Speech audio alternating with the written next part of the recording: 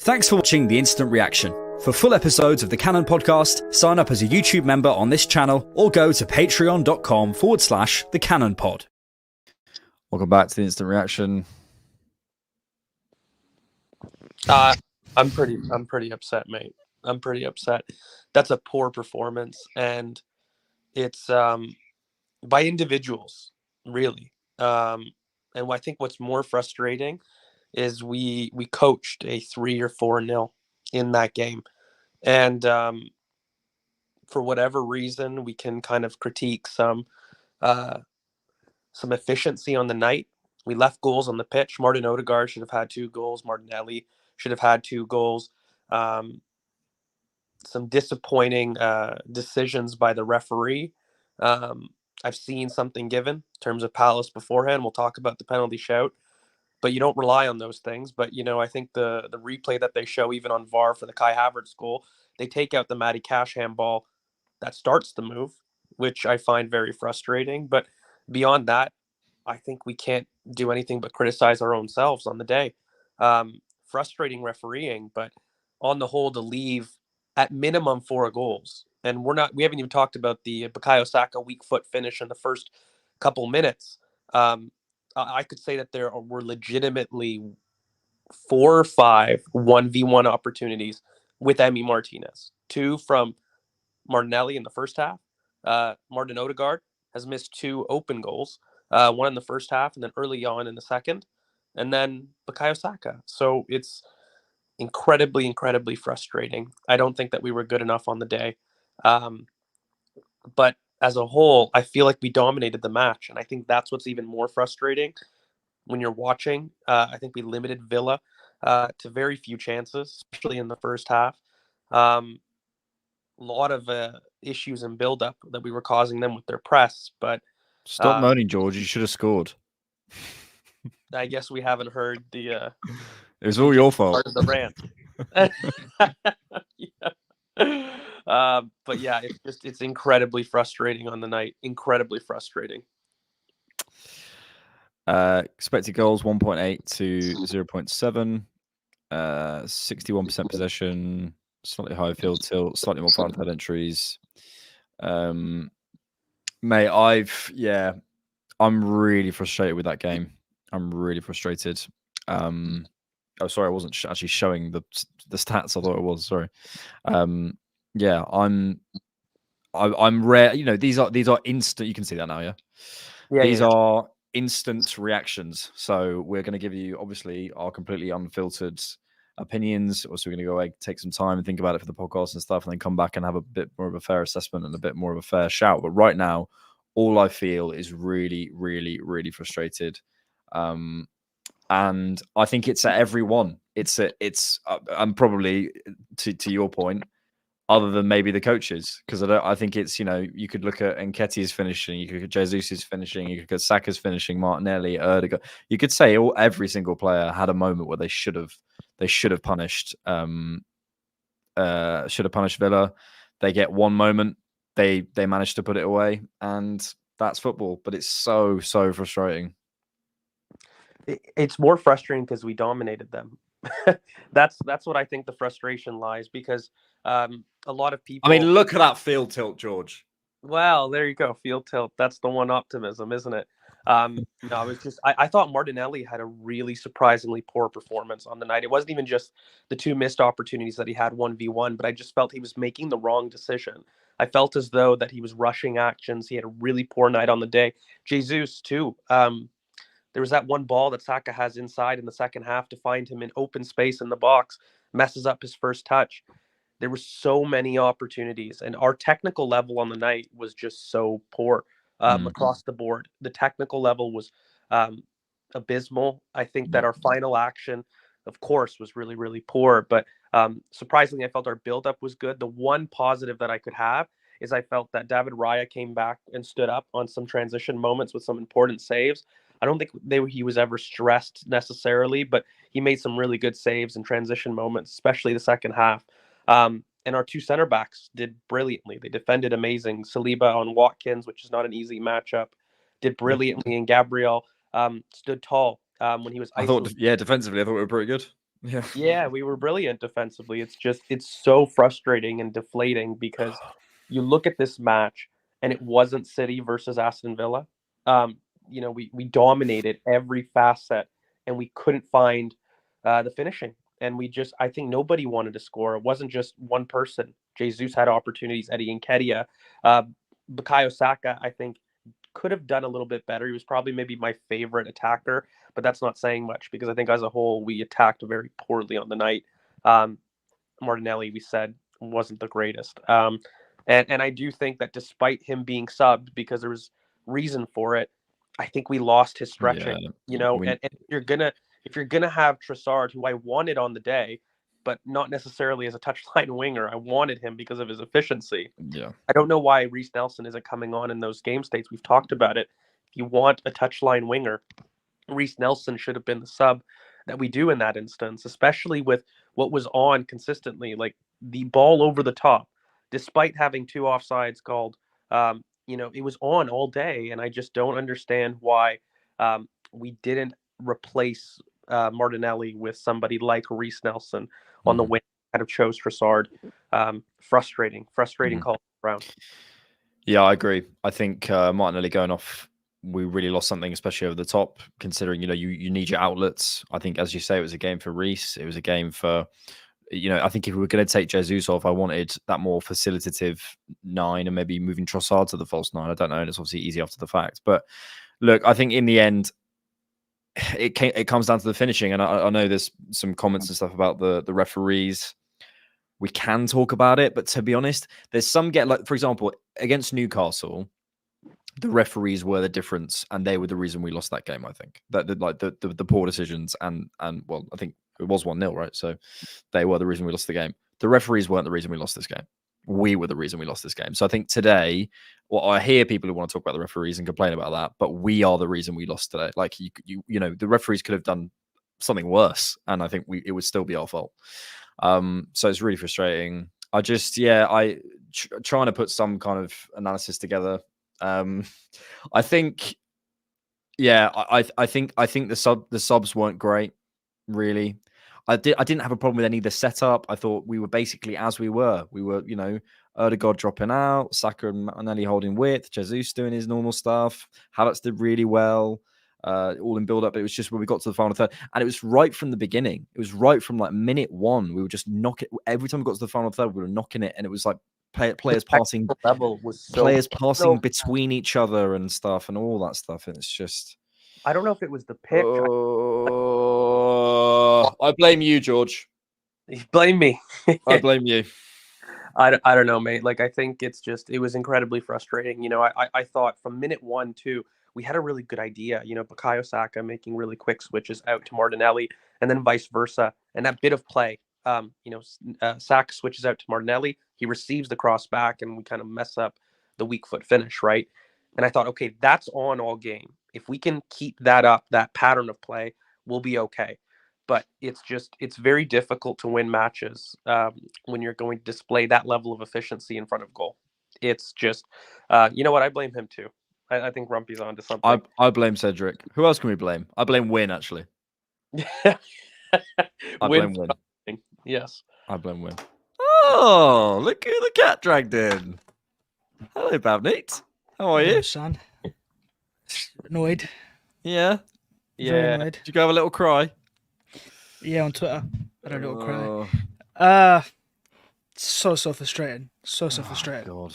I haven't said anything useful. I've just been sat here like this. Like, what on earth was that? It was just finishing so poor. Yeah, and that's the most annoying thing because it felt at one point it was inevitable. So I'm thinking we're going to score at one point, and it just didn't happen.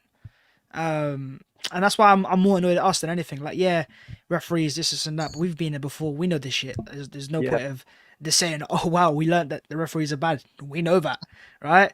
But when you make that many chances, Bhavs always late. Lateness is greatness, they say. But when you made that many chances, I mean, I saw the stats after the game, and Villa made 0 big chances all game. This is an informed Villa who just spanked Man City a few days ago. Yeah. Made nothing all game. We made 3 massive chances and missed all 3 of them. And we could have made more, by the way. The amount of times we entered the final third and we're there, and it's a cutback or a simple action, we keep messing it up. it's all it's just frustrating. Is that the one positive we can take? We completely controlled the game against this. Oh no, listen, Villa, we were super team. 2 goals away, 2 moments going in our favour away from this being a fantastic performance. And everyone goes, wow, we controlled the game, we had the possession, they limited chances. But that's how football works, you know. If you don't score goals, you're not going to get credit, and we don't deserve that. It's Michael Owen over here. Look, if you don't score goals, you're not going to win games.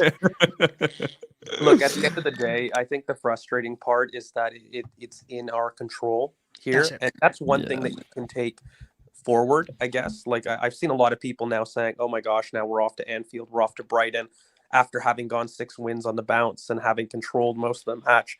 Let's critique, let's have frustration for in the moment for us not finishing our dinner and dropping points that we shouldn't have. But this idea that, you know, we can't take it forward, I think is frustrating. We've got to take it forward. I thought Kai Havertz on the night had another good performance as well. Very good. You know, he was very combative. And I thought that, you know, there were good moments about him driving forward. It was just, I think most of our stud attackers in terms of Martin Odegaard wasn't good on the night in terms of his finishing. Martinelli, again, another one that was messing up actions, and Jesus was chasing his first touch for much of the match. So, I also think Bukayo Saka let himself get annoyed as well. They were kicking him, to be fair, and he's been getting this treatment the entirety of the league. We never seem to kind of address it, but I think he got annoyed, and I think that, you know, he didn't have the same kind of ice cold clinical decision making that he normally does. So it was a frustrating time for our attackers, but I think our defense stood strong. On the goal, I'm not in love with what Zinchenko does in terms of letting his man go, but you know, again, he's somebody that, you know, you almost need to expect that. You need to expect that that's going to happen. But I don't think he's the one that's at fault for the match. It's got to be put on the attack today. They've got to look at themselves. They've got to look on themselves. We left 5 goals on the pitch, and you can't be doing that, by the way. I don't care if it's Sheffield. I don't care if it's Anfield, if it's Brighton. If you leave legitimately 4 to 5 opportunities that are 1v1 against the keeper, you're not going to win football matches doing that. So that's where the criticism has to go. This is the thing. It's like, you know, we all want to sound smart in our analysis, right? But in the end of the day, football is a very simple thing. If you score goals, you win. And like you don't, let's not overcomplicate this.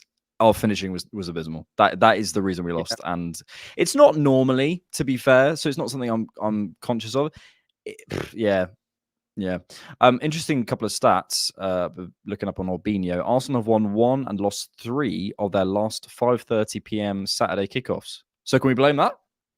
Should we blame that, Bhavs? If I was Jurgen Klopp, I would be. Yeah. You know, if I was. But okay. You know, sorry.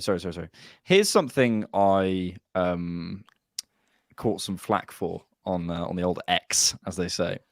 I don't think Raya could have done better for the goal necessarily. As in, I don't think he covered himself in glory, but I'm not, please don't get me wrong and think that I'm saying Raya should have saved that goal. I'm not saying that at all. What I am saying, and I'm interested in, is we've got a big enough sample now. I think, how many games does he play for us now? That must be 11, right? I think over the course of 11, 12 games, let's say 10 games, a keeper like an Alisson, a keeper like an Edison, a keeper like Mike Maignan, a keeper like ter Stegen, bail you out of a certain situation at some point. They bail you out. They not necessarily win you points, but over the course of a season, you know there's some moments we go, do you know what? No one expected you to do that, Alisson, and you saved our bacon today. And it's getting to a point where I'm starting to think, have we seen Raya do that for us? I'm not saying he should have saved it, by the way, but the best keepers in the world, the ones that you want to be able to win titles, they pull out things that you don't expect. And I'm not necessarily saying that Ramsdale does that all the time. He has done it a number of times, but he's got a bigger sample. So it's just a thought and an observation. And again, just to be super clear, because people really misunderstood me, I'm not saying he should have saved the goal. Alisson saves that. That's what I say. Alisson saves that. So that's not Raya's fault. That's just that there's a better standard of goalkeeper. So I think the reason why Mikel Arteta starts Raya over Ramsdale is because I actually think Ramsdale's a better shot stopper in those Alisson type of saves, the saves that you don't expect him to make. But traditionally, in terms of those little basic errors, I think Ramsdale makes a few more. And Raya's a bit more clean on that behalf, clearing the crosses, etc. at times.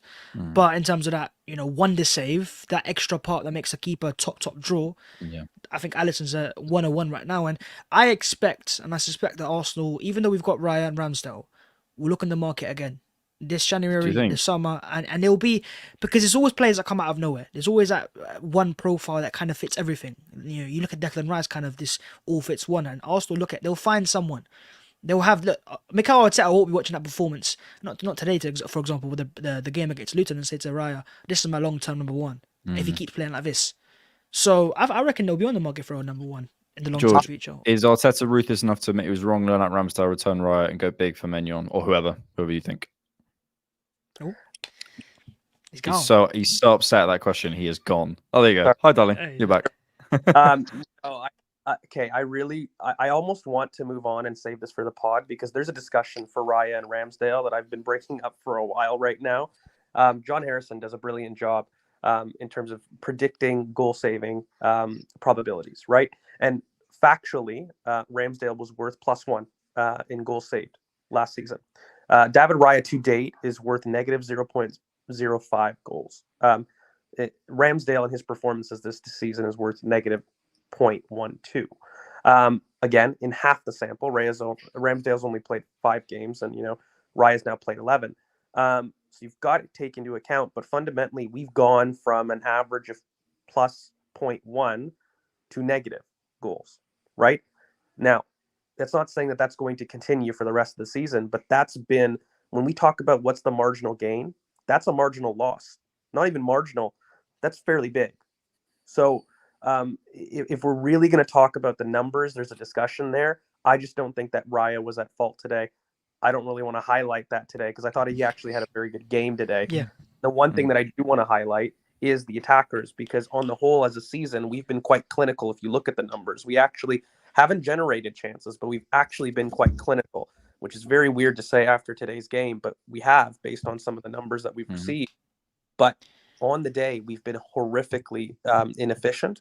And I am worried about Martinelli in terms of his form and carrying, because this is a player that is very important to us, has not generated the chances for him as a team. And then as a whole, he's not been clinical, all season. And I think that we need to get him involved in matches a lot more than we do. He's been more of a functional defensive winger this season, and I don't like that. And I think that Jesus has been a little bit more central recently to play off of Kai Havertz. That's come at the expense of Martinelli, in my opinion. By getting those two close together, you maximize that relationship, but you do take away from the ability for Martinelli to rotate inside and get himself closer to goal. The reason I'm highlighting this is because Martinelli is our most efficient and our best finisher in the squad, especially by last season. And I think that if you want to maximize the number of points that we have to win, we need to get Martinelli inside and need to get him firing. We cannot continue this entirety of the season with having him in this more functional role. So I think we need to find a way to do this because the relationship of having Jesus more central is helping Kai Havertz. It's not helping Martinelli. And I think between the two, there's a better goal scoring potential with Martinelli. Do you need someone to overlap? Well, he needs dynamism that side. He's absolutely related. It doesn't have to be necessarily an overlap. It could be a rotation from Jesus. Yeah, sure. But he needs help. I mean, he is isolated. Anybody can see that. So could be a flat from fullback, which we know won't happen with Zinchenko, or it can be a rotation from the striker coming over to help like we saw last season. But by doing that, you're not going to help Kai Havertz. Somebody is going to have to make a sacrifice. And I don't know if I'm seeing enough from Kai Havertz to sacrifice Martinelli. And I don't like in general but our wingers in general have been sacrificed for other people in the team. And they are our most important players. We need to start giving them the superstar freedom that allow them inside a little bit more. So that needs to be a partnership that we focus on, not the ways that we can build chemistry with our eights, because I think that has been at least not a fault of us this season, but has been something that we struggled with in terms of balancing. How do we fix the midfield? How do we get the most of our attackers? Bhavs with a Z. What phase are we in now? Alex Wright pulled up a Face. world against Spurs at the end of the first. Yeah, and then he dropped it for the goal. So what? If Arteta can beat Klopp over a season, I'll eat my shoes. Levels to this. He'll eat his shoes. Yeah, I'm not concerned. I'm not as concerned about Liverpool. I watched the performance today. They were poor. Yeah. Made some chances towards the end, but again, look at the goals they scored. George is so right. I just He's want to always right. put some perspective into the performance itself. Like, we've gone to Villa Park, an in-form Villa who've not, 14 wins in a row at home. We've completely dominated the game in terms of control, in terms of possession, in terms of limiting their chances to 0 all game. They had 0 big chances factually. I ain't talking opinions here. And then we go and make 3 massive chances and all win the game. Like, it was a decent performance. It was. But we just cost ourselves more than anything. And I get why fans are going to be frustrated, but context is important. They've won 15 home games in a row. And you go to that ground and you play like that and you don't take your chances. It's frustrating because we were so close. Yeah. Question. There was one partnership that I want, and I think there was also a question in the comments that addresses this. But I had raised one question: is Jorginho and Kiwior versus Zinchenko and Kai Havertz the play? Those were 2 different game states that we could have done. We chose Zinchenko and Kai Havertz to start the match, but we knew that balls over the top could be something that could have worked. Do you guys think that the pairing of Kiwior and Jorginho would have been better for what we saw today? Or was Zinchenko, Kai Havertz still the play? Because despite us losing, we still should have won quite comfortably. So I don't want to take away the game plan, but I know people are asking in the comments, would Jorginho have worked along with Kiwior to give you some defensive solidity, but still have that in possession? Yeah, the ball in behind was asking, and that's a Jorginho specialty. So it could have worked. But because we've not seen Kiwior's attacking game all season, or ever at Arsenal really, Mikel don't trust it yet. He only makes subs now if you think about it, especially in games we're losing, players that he trusts. Eddie, Trossard. He won't make a rogue sub that no one kind of expects because he doesn't trust those players in these moments yet. He wants to keep the team and he trusts his team and these players to provide a moment. And right towards the end of the game, in the 89th minute, there was a moment that could have been a handball, wasn't a handball, or was it to Arsenal's handball? So Havertz, because he's on the pitch, because he makes that moment, he always will make one chance in the game, and that could have gone in our favour. If that doesn't bounce off his hand, if that's given as a penalty, that's a Havertz chance created. But I think definitely this was a Jorginho type of game with the way that we were developing on the ball, a lovely ball in behind. But we were getting it behind, that wasn't a problem. It was the chancing once you get to that final third and then cutting it back and finishing it. I mean, that Martin Odegaard chance in the first half more than the second half. That first half one where he telegraphs it towards Martinez's left and he makes it kind of easy for him to save. It was annoying, very annoying.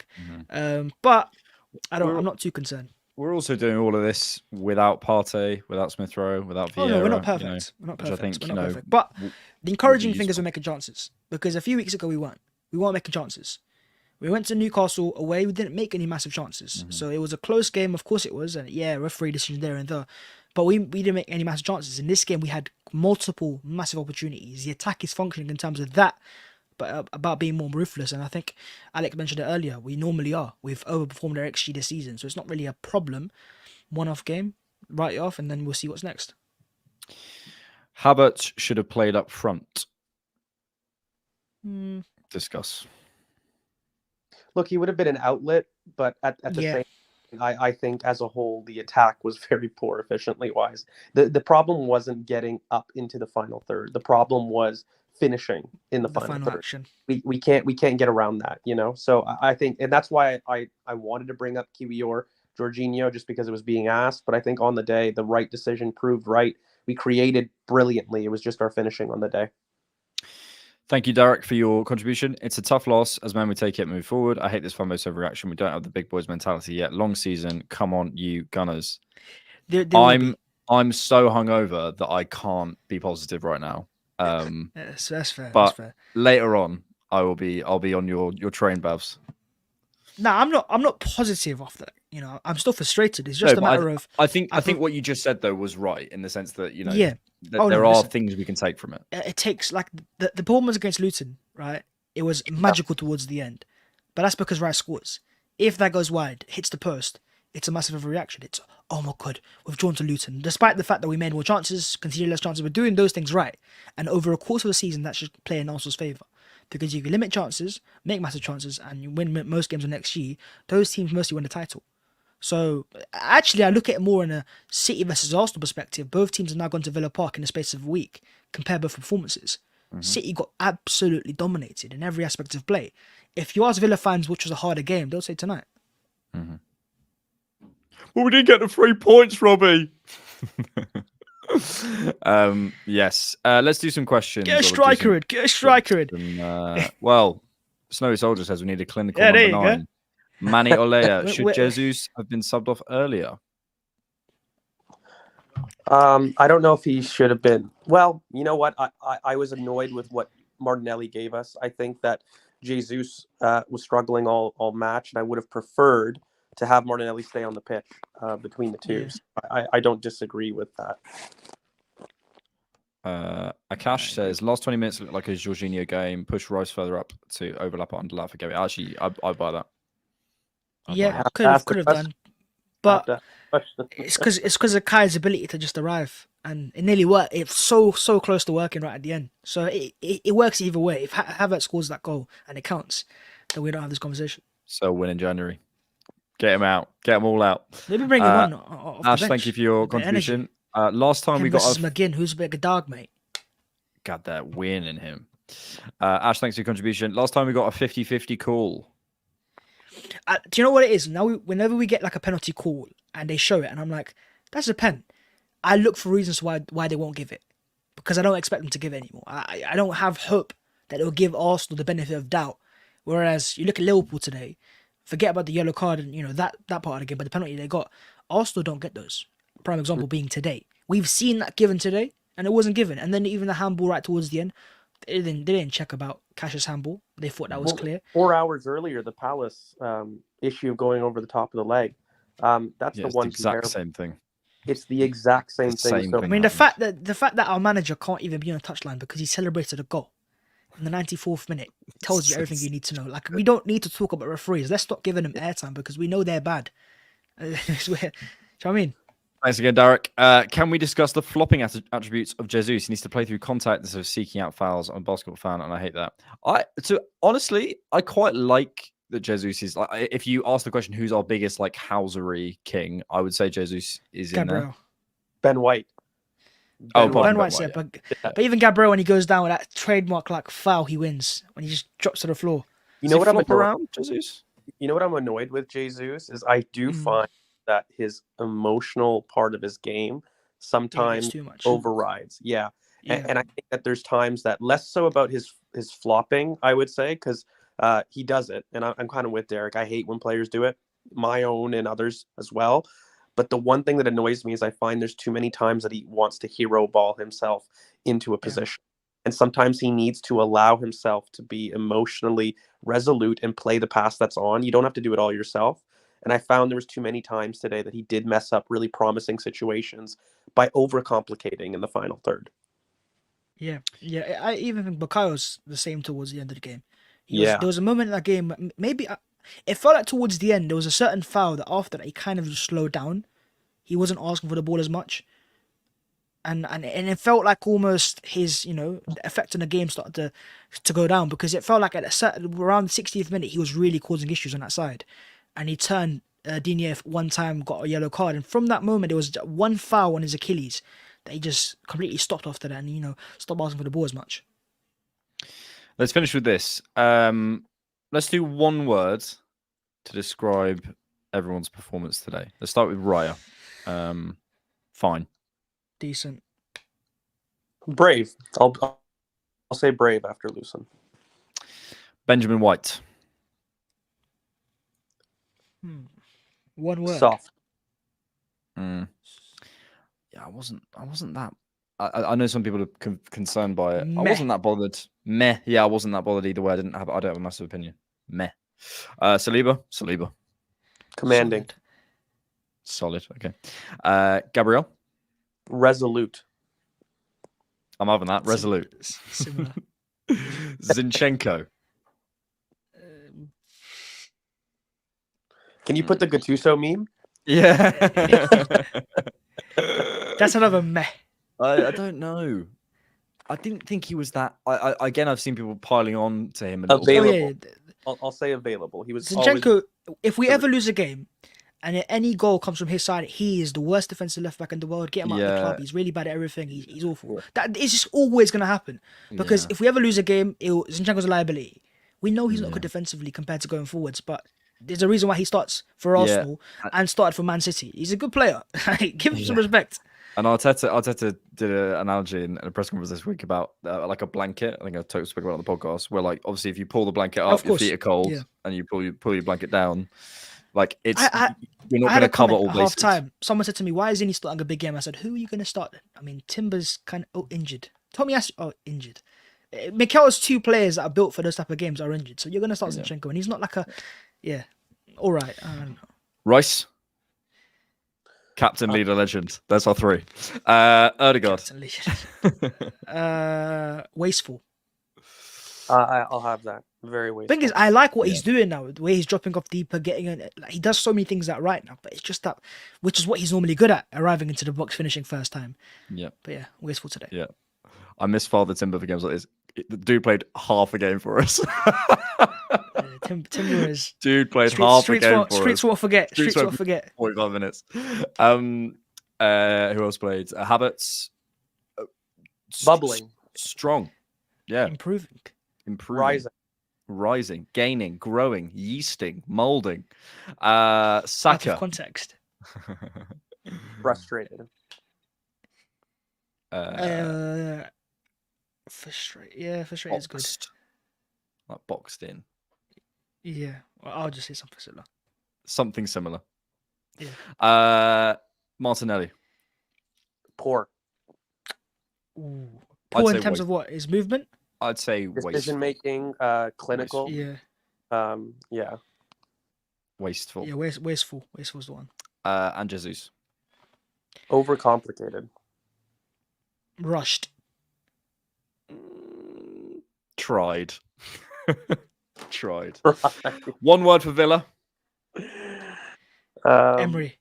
They are Unai Emery Evening. as a team, as a club. I mean, the mistakes. Do you not guys see the similarities that we used to have at Arsenal? Those mistakes playing out of the back or the early start out of the blocks. I was like, these teams. Why does these teams always do the same thing? And obviously you had Jamie Carragher on commentary going, the high line's so effective. It is effective, but it'll get caught out a few times. And what did they say about? I think they mentioned it a few times. Villa's record away from home is a problem. Where have we seen that before? Emery team struggling away from home. Arsenal fans remember that very well. Yeah, we missed the trick. Good evening is probably the only answer. Evening is the answer. Yeah, but it can't be good. That's 2 words. And final word for the ref. Don't swear. I swear. Yeah, I was gonna say. So people want the touch balls to clear us up, to finish us off. So shall I play the touch balls video just to cheer everyone up? That's not. Come on, I'm in charge. Go for it. Here we go. I have to switch on to. We don't have a choice. Here we go. Are you ready? To play us out. We don't have a choice. Good evening, everyone. Thanks for watching. Please subscribe. Please like the video. Please check out the podcast. Watch Bhavs' face as he enjoys. You don't like to touch balls? You don't like to touch balls? So I love it. So yeah, come. You don't like to touch balls? You don't like to touch balls? Touch balls? Touch balls? You don't like to touch balls? You don't like to touch balls? You don't like to touch balls? You don't like to touch balls? You don't like to touch balls? So I love it. So I love it. So I love it. So I love it. So I love it. So I love it. The Korean guy and so I love it. So I love it. So I love it. So I love it. So I love it. So I love it. You don't like to touch balls? You don't like to touch balls? Thanks, everyone. Why did you make that? Bye bye.